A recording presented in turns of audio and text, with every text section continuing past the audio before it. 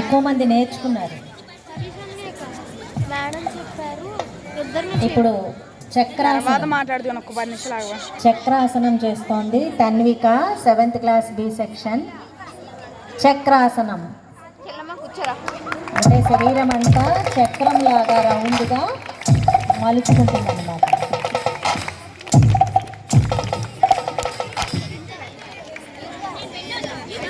ధనురాసనం.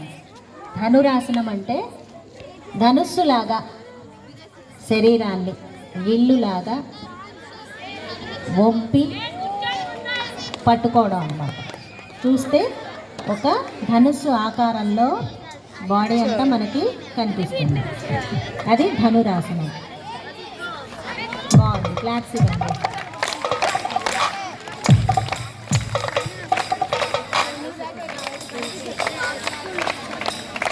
మత్యాసనం. మత్యాసనం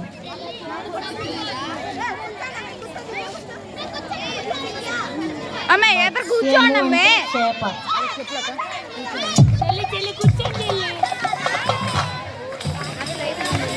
okay, మత్స్యాసనం అనాలి.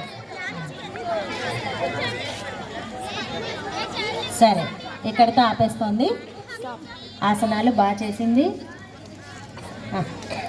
రండి.